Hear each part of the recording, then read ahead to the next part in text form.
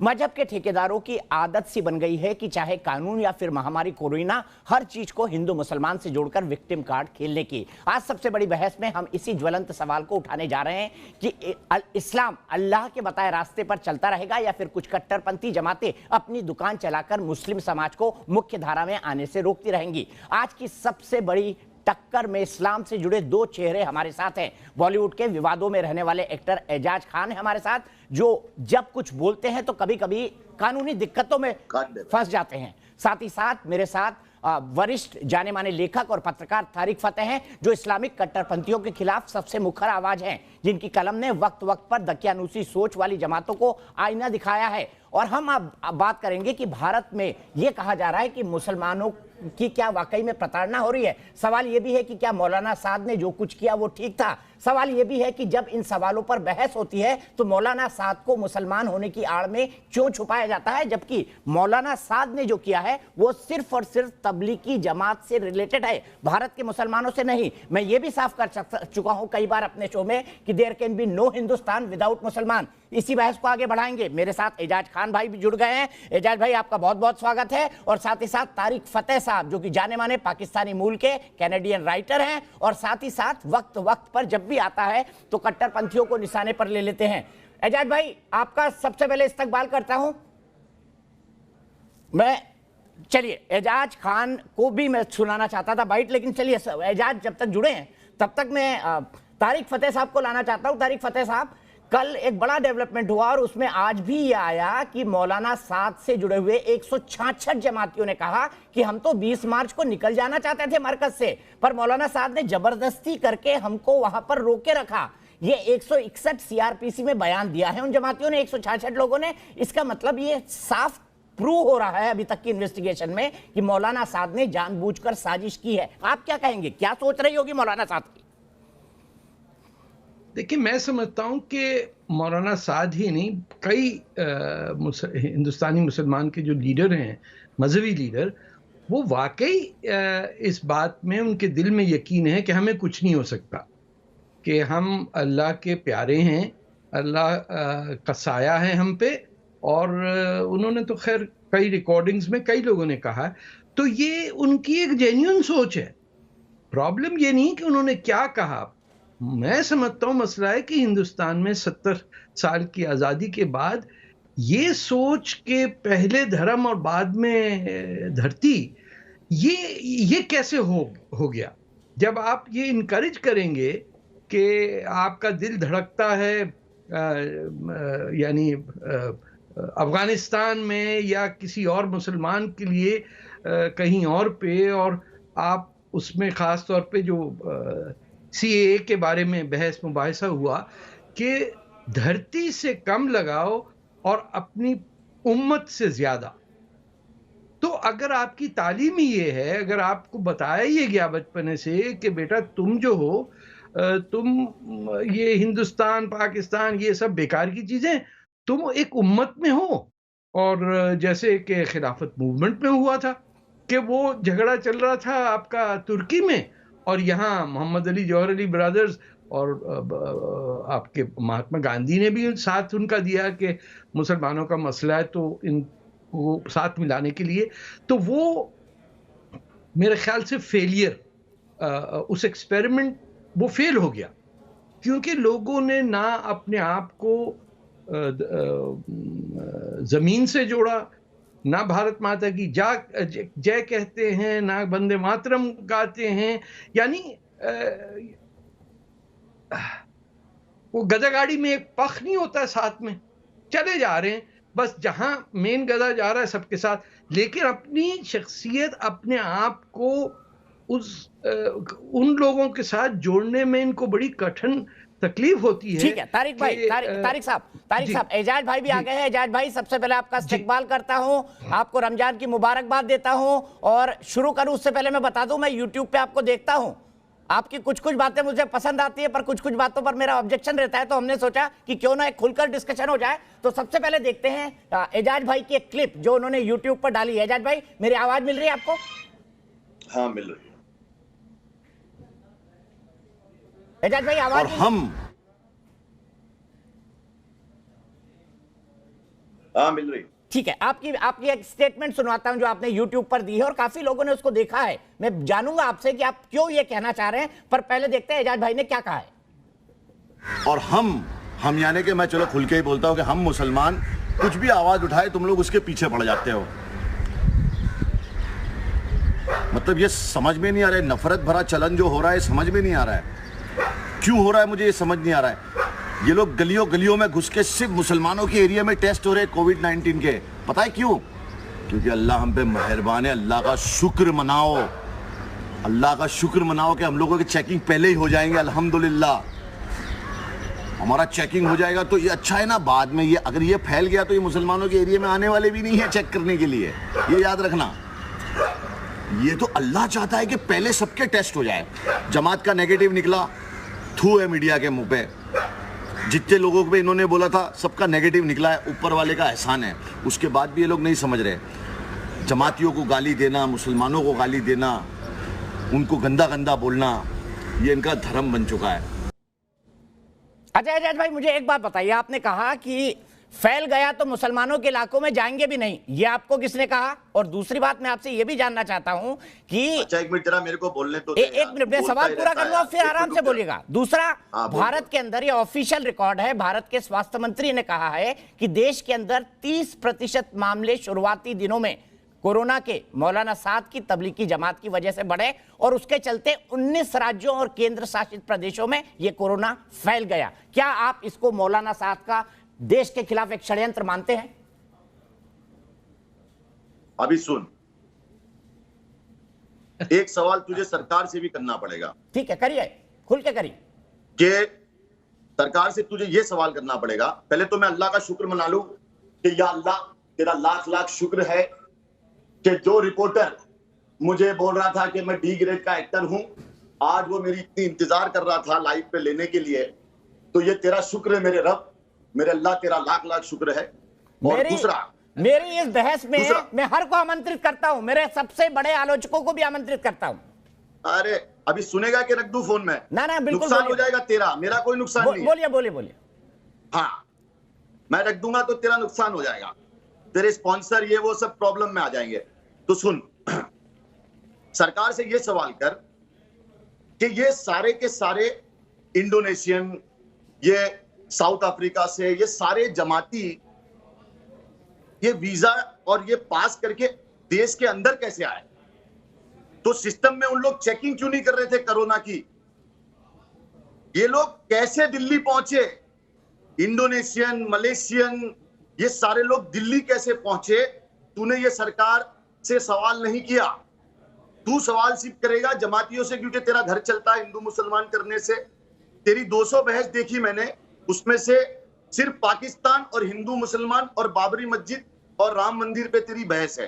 तू एकदम नल्ला रिपोर्टर है, लेकिन फिर भी और वो तारिक फतेह से मैं कह दूं कि तारिक फतेह तू ये पूछता है मुसलमानों से कि देश पहले के ईमान पहले, तो मैं ये बोल दूं कि तू ये तेरी ये आंख फोड़ेगा कि ये आंख फोड़ेगा? दोनों आंखें तेरे को चाहिए और दोनों आंखों से ही दिखता है, वरना आदमी काना रहता है।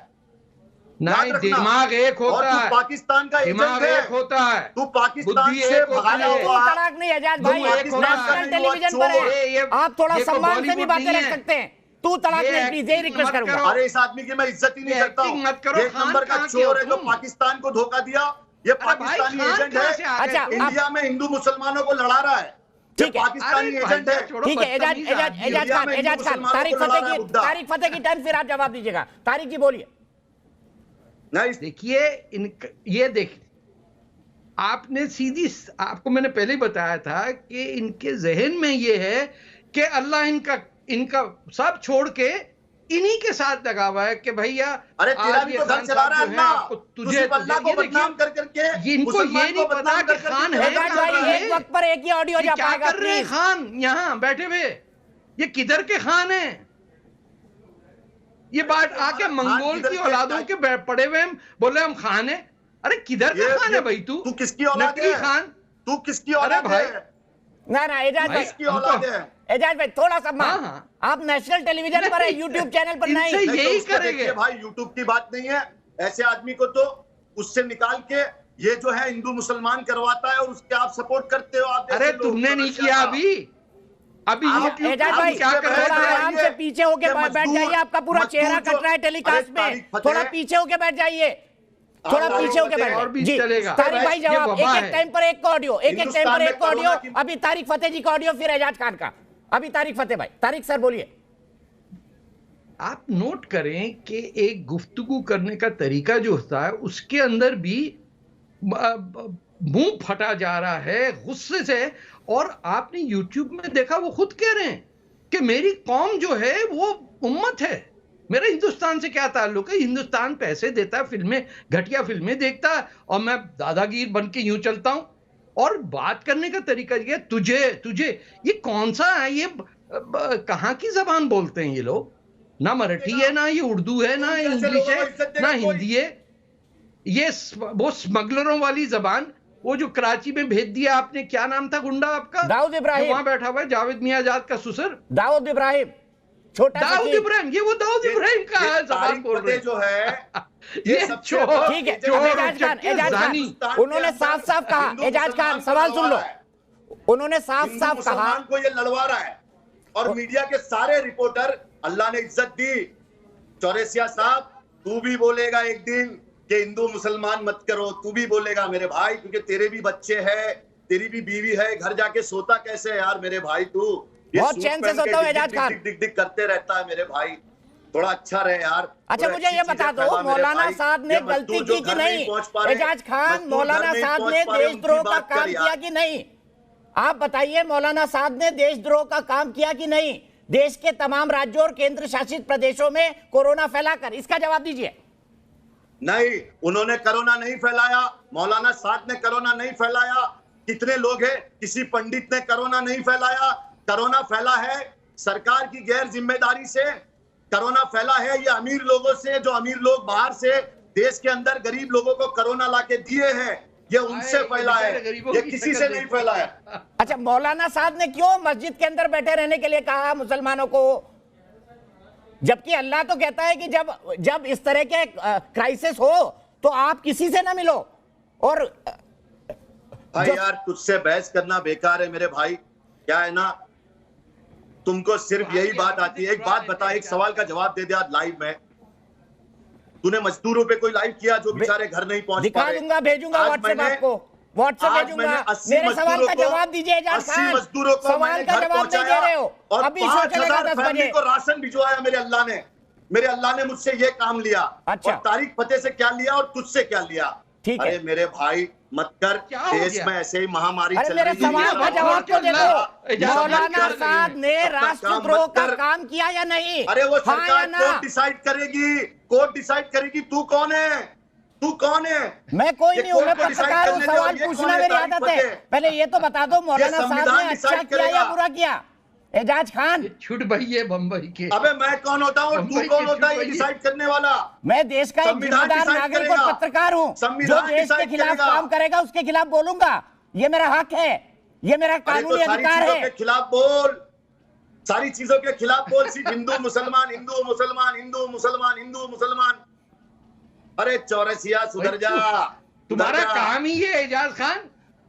अरे तू भी सुधर जा, सुअर की अरे शक्ल के। क्यों? अरे ना ना सुधर जा। एजाज, एजाज दाऊद मुझे इब्राहिम मैं इन शब्दों का इस्तेमाल हर नहीं तरह प्लीज। साला किसी से नेशनल बात नहीं टेलीविजन करना है, इन लोगों से। ये इन सवालों का इस्तेमाल नहीं। तारिक फतेह साहब इस सोच पे क्या कहेंगे? देखिए, ये घुमंड है। मैं आपको बताऊं कि ये मैंने पहले ही कहा था कि 70 साल से एक पूरी एक कम्युनिटी को दादागिरी करने की वो आदत पड़ गई है। महात्मा गांधी ने कहा था कि जब ट्रेन में बैठो एक दादा जरूर मिल जाता है मुसलमान, धक्के दे रहा होता है, चीख रहा होता है। ये तो उनकी 1924 में महात्मा गांधी ने अपने कॉलम में लिखा कि पता नहीं क्या है, जहां जाओ दादागिरी चल रही है। ये जो लैंग्वेज थी, हमारी फैमिली भी बॉम्बे से है, ये वो दादागिरों की है। अरे मार देंगे, अरे उठा देंगे, अरे तू कौन है? ये बॉलीवुड में ये कहां से लेके आते हैं लोग सर। और ये समझ रहे हैं कि अल्लाह इनके साथ साथ चल रहा है। ये उसने अल्लाह ताला को डाउनग्रेड करके एक वो चौकीदार की हैसियत पे कर दिया कि वो सिर्फ इनको प्रोटेक्ट करने घूम रहे हैं। बाकी दुनिया, ब्राजील में क्या हो रहा है, अल्लाह ताला का कोई काम नहीं उससे। एजाज खान को उन्होंने कहा कि भैया तू पिटाई करते रहे, गालियां देते रहे और सीना पर के ऐसे 2-4 गुंडों के साथ घूम, तू बहुत बड़ा आदमी हो जाएगा। अरे भाई, अल्लाह ताला की निगाह में जितना ज्यादा हिंदू है उतना ही ज्यादा बुद्ध है, जैन है, सब है, भगवान एक है। ये तुमने 10-10, 12-12 करके, टुकड़े टुकड़े करके और अपना फैमिली लॉ और ट्रिपल तलाक और पता नहीं क्या क्या अजाब हिंदुस्तान पे नहीं किया। अब तो तैमूर की बदबीयत से माफी तो मांगो। पहले ये तो कहो कि बाबरी मस्जिद जिसने बनाई राम जन्मभूमि में, उसके लिए हम माफी चाहते हैं, और हिंदुस्तान पर रोब जमा रहे हो तुम बैठे हुए। अच्छे खासे मुसलमान जो रहना चाहते हैं, वाहिद मुल्क है जहां मुसलमान वोट दे सकता है, एहतजाज कर सकता है, चल सकता है। जो आपस की मुसीबतें वो तो चलती रहती हैं, कोई ऐसा नहीं है, लेकिन क्लियरली बात है कि एक कौम के ऊपर, एक सरजमीन पे हमला करके कब्जा करने वाले बैठे, वो अब भी समझ रहे कि वो औरंगजेब बादशाह। अच्छा तारिक साहब, भाई ये तो तुम्हारी गुड लक है कि तुम बैठे हुए बॉलीवुड में। तारिक साहब, मैं एक बात कहना चाहूंगा, एजाज खान को बुलाने का मेरा मकसद सिर्फ ये था कि उनको आजकल यूथ में यूट्यूब पे बड़ा पसंद किया जा रहा है, जिस अंदाज में वो बात करते हैं। मैं तो चाहता था कि वो एक सार्थक बहस करें, लेकिन जब उनको लगा कि यहाँ पे सवाल पूछे जाएंगे तो उनकी दाल नहीं गली, वो चले गए। मैं एक दूसरे व्यक्ति के साथ आपको जोड़ूंगा थोड़ी देर बाद, लेकिन मैं आपसे ये समझना चाहता हूं, ये कौन सी सोच है जो एजाज खान जैसे लोगों को भारत में यूट्यूब पर पैदा कर रही है, और जो ये प्रोपेगेंडा कर रहे हैं कि नहीं भारत में तो मुसलमान को परेशान किया जा रहा है, जो सरकार है वो मुसलमानों के खिलाफ है। ये कौन सी सोच है? ये आप अंदाजा लगाइए, ये इतने अंधे हैं कि इरफान खान जो एक मुसलमान था, उसकी मौत पे पूरे हिंदुस्तान में सदमा ऐसा था कि, और जो लोग उसको मिस कर रहे हैं वो तो हिंदू हैं, क्योंकि 80% पॉपुलेशन आपकी हिंदू है। तो अगर इतना ही हिंदू एंटी मुस्लिम है तो ये इरफान खान क्या थे? मुझे आप बताइए, आपके प्रेसिडेंट थे डॉक्टर अब्दुल सलाम, आपका न्यूक्लियर प्रोग्राम पूरा उन्होंने किया, बिल्कुल उनसे ज्यादा प्यारा फॉर्मर प्रेसिडेंट इंडिया में नहीं है। जाकिर हुसैन भी थे, लेकिन डॉक्टर अब्दुल सलाम ने जो खिदमत की, और आपको एक शख्स नहीं मिलेगा इंडिया में जो उनके खिलाफ बोले। अच्छा, मुसलमान जो है, जो सच्चा है रमजान में, उसे पता है कि मुसलमान ने गलतियां क्या की और किस बात पे हमें माफी मांगनी चाहिए। उन लोगों से जिन्होंने हमारे प्रॉफिट की औलादों को पनाह दी, हिंदू राजा महाराजा दाहिर ने। ठीक है तारिक साहब, मैं आपको 1 मिनट के लिए रोकूंगा क्योंकि मुझे एक ब्रेकिंग न्यूज देनी है। एजाज खान ने अपना कनेक्शन खत्म कर दिया है, आउट ऑफ द रीच हो गए हैं। हम चाहते थे कि चूंकि वो यूट्यूब पर काफी फेमस हैं, उनके इस तरह के वीडियो बहुत पसंद किए जाते हैं जिसमें वो सबको बड़ी बड़ी अलग भद्दी लैंग्वेजेस में गालियां दिया करते हैं। लाइव शो के दौरान उन्होंने पहले तारिक फतेह पर अभद्र टिप्पणी की, मुझ पर अभद्र टिप्पणी की, उसके बाद वो लाइव शो को छोड़कर भाग गए। ये वही एजाज खान है जिनकी बिग बॉस में बड़ी पिटाई लगी थी और सलमान खान ने उनको बाहर निकाला था। इससे पहले 4 बार उनको गिरफ्तार किया गया है इन्हीं भड़काऊ बयानों और उनकी हरकतों के चलते। लेकिन चूंकि वो एक वॉइस बनकर उभरे थे, इसीलिए हमने चाहा कि हम मुल्ला के इस्लाम वर्सेस अल्लाह के इस्लाम पर एक सार्थक बहस कर ले। और हमारे साथ कादरी साहब, मौलाना कादरी साहब जुड़ गए हैं। मौलाना कादरी साहब, बहुत बहुत शुक्रिया है आप हमारे साथ जुड़े। तारिक फतेह साहब हमारे साथ हैं। आप बहुत डिफेंड करते हैं मौलाना साहब को। कल आपने भी नहीं माना था कि वो अल्लाह के वली जो बोल रहे हैं वो गलत है, लेकिन सवाल ये कि मुसलमान होने की आड़ में मौलाना साहब को क्यों छुपाया जा रहा है? और मैंने हमेशा कहा है मौलाना साहब आपके सामने भी कि there can be no Hindustan without Musalman. फिर देश के खिलाफ विद्रोह की यह भावना क्यों? जवाब दीजिए मौलाना कादरी, फिर हम तारिक फतेह जी के पास जाएंगे। हिंदुस्तान की यही खुसूसियत है कि हम तमाम मज़ाहिब के लोग यहाँ पर मिलके जुलके रहते हैं। हिंदुस्तान विदाउट मुसलमान नहीं, बल्कि हिंदुस्तान विदाउट दलित, हिंदुस्तान विदाउट पिछड़े, हिंदुस्तान विदाउट ब्राह्मण, विदाउट जैन, हर कोई एक गुलदस्ता बना यहाँ पर अल्हम्दुलिल्लाह जो मिलजुल के रहा है। और ये माहौल को खराब करने की कुछ कोशिशें हो रही है। जैसा कि आप देखते हैं कि हिंदुस्तान में सब काबिल तरीन लोग मौजूद हैं, लेकिन उसके बावजूद भी ऐसे लोगों को इंट्रोड्यूस किया जाता है जैसा कि अगर कोई महाभारत की कोई तौहीन कर दे या कोई गीता की तौहीन कर दे तो यकीनी तौर पर मैं पसंद नहीं करूंगा, आप भी पसंद नहीं करेंगे। लेकिन हम जो है तारिक फतेह साहब जैसे लोगों को यहाँ पर बुलाते हैं जो कि कुरान की तौहीन करते हैं। सरकार दो जहां आज तक कभी नहीं की उन्होंने, आज तक कभी नहीं की। कब की आप बताइए, स्पेसिफाई करिए कब की उन्होंने तौहीन बताइए मौलाना कादरी। वाइड डेलीगेशन नहीं, आप मौलाना है, समझदार हैं। की आयतों ये कुरान रमजान में झूठ बोलने का सूरह शौक है। बकरा की आयत को मैंने सुना, वाफवन्ना वक्फिर लना वरहमना अंता मौलाना फंसुरना अलल कौमिल काफिरीन, जब कहा गया तो इन्होंने बकवास की और तौहीन की। मैं ये आपसे कहना चाहता हूं कौन है चौरसिया साहब कि आप हिंदुस्तान के काबिल तरीन लोग मौजूद हैं, आप उनसे बहस करवाइए। हमने पाकिस्तान को जो लोग मिलजुल के नहीं रहना चाहते थे, हमने उनको अलग से धरती दे दी, झूठ बोलते ठीक है, ठीक है, ठीक है, का टुकड़ा कर दिया कि जाओ और वहां पर अपनी मर्जी से रह लो। लेकिन अब वही सोच, वायरस अगर हमारे हम कागज नहीं दिखाएंगे, हम कागज नहीं दिखाएंगे और कोरोना वॉरियर्स पर पत्थर भी बरसाएंगे, उस सोच के साथ आप खड़े हुए हैं। तारिक साहब जवाब दीजिए, आप क्या कहना चाहेंगे? क्या वाकई, देखिए, क्या वाकई जो ये कह रहे हैं वो है, या मन में राम बगल में कुछ और है? ये आपने जो मन में राम और बगल में और ये बात कही ना, आप ये सोचिए कि ये रमजान का महीना, हाँ, आम तौर पे जो एसेंस है इस्लाम का वो ये है कि सच बोलो उस वक्त तक के तुम्हारे ऊपर भी उसका ज़दा है, तुम्हारी फैमिली पे भी आए, लेकिन सच बोलने से इनकार नहीं करना। ये रमजान में रोजा रख के, या पता नहीं आपके यहाँ तो इफ्तार हो चुकी होगी, आके कह रहे मुझसे कि मैंने कुरान की, ये टिपिकल फ्रॉड जो होता है ना, जिनकी जमीन के में कुछ डेप्थ नहीं होती है, वो यही कहते हैं, अरे फलाने ने कुरान का मजाक उड़ा दिया, इसकी गर्दन काट दो। इनको पता है कि इनके अल्फाज का नतीजा क्या है। ये ठीक तरह जानते हैं कि ये जो छुपा रुस्तम बिठाए हुए अंदर के बात करें सेकुलरिज्म की, ये इस्लामिक शरिया चाहते हैं। इस्लामिक शरिया के तहत, जिसका आप यकीन मानिए कि 100-200 साल बाद का सारा सवाल इस्लामी तारीख में शुरू होता है, उसके तहत इनके इल्जाम पे अब लाजिम है हर मुसलमान को यह हक दिया गया कि तारिक फतेह की गर्दन पे छुरी चला दो। दे नो दिस, लेकिन इनको यह नहीं पता कि मैं इन जैसे कीड़े मकोड़ों से डरता नहीं हूं।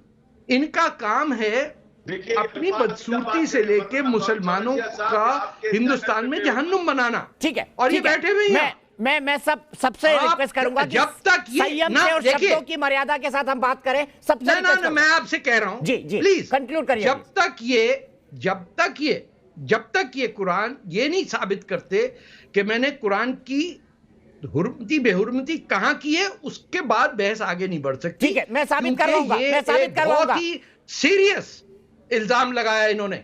घुमा के अरबी में बात मत करें, उर्दू में या हिंदी में करें जो हम सबको समझ में आती है। ठीक है, सलमान मौलाना कादरी, आपको प्रूव करना होगा, आपको प्रूव करना होगा कि उन्होंने कुरान के साथ, कुरान पाक के साथ बेअदबी कब करी।